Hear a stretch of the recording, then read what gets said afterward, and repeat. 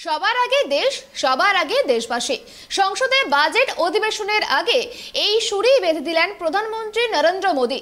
রাষ্ট্রপতি দ্রৌপদী মুর্মুর ভাষণের পরেই শুরু হয় অধিবেশন।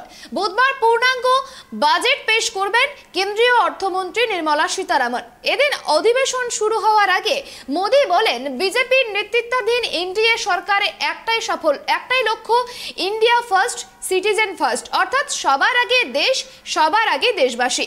সেই কথাই মাথায় রেখেই বাজেট পেশ হবে। তিনি জানান, বিশ্বজুড়ে আর্থিক মন্দার মধ্যে সকলের নজর ভারতের দিকে। মোদী চান সংসদে ইতিবাচক আলোচনা হোক।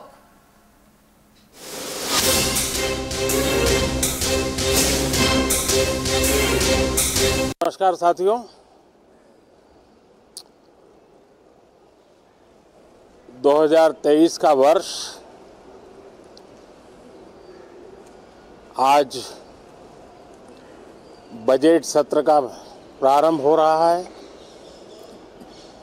और प्रारंभ में ही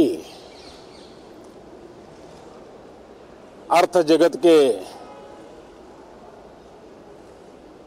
जिनकी आवाज को मान्यता होती है, वैसी आवाज चारों तरफ से सकारात्मक संदेश लेकर के आ रही है। आशा की किरण लेके आ रही है,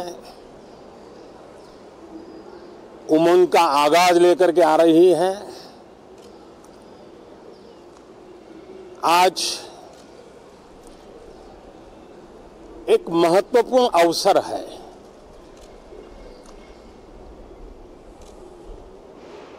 भारत के वर्तमान राष्ट्रपति जी की आज पहली ही संयुक्त सदन को वो संबोधित करने जा रही है।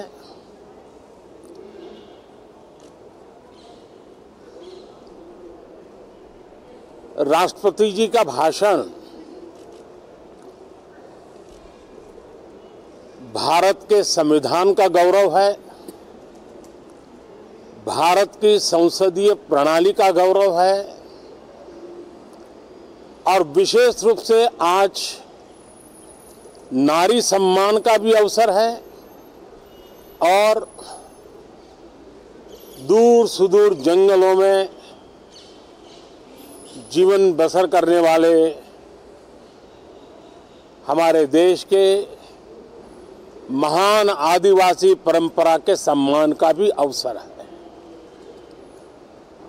न सिर्फ सांसदों को, लेकिन आज पूरे देश के लिए गौरव का पल है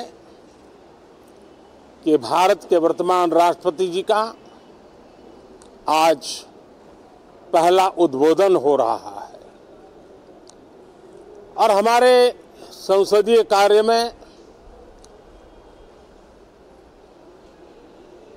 गत 6-7 दशक से जो परंपराएं विकसित हुई हैं, उन परंपराओं में देखा गया है कि अगर कोई भी नया सांसद जब पहली बार सदन में बोलने के लिए खड़ा होता है, तो किसी भी दल का क्यों न हो, जो पहली बार बोलता है तो पूरा सदन उनको सम्मानित करता है, उनका आत्मविश्वास बढ़े उस प्रकार से एक सानुकूल वातावरण तैयार करता है।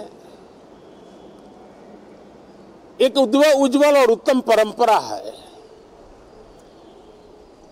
आज राष्ट्रपति जी का उद्बोधन भी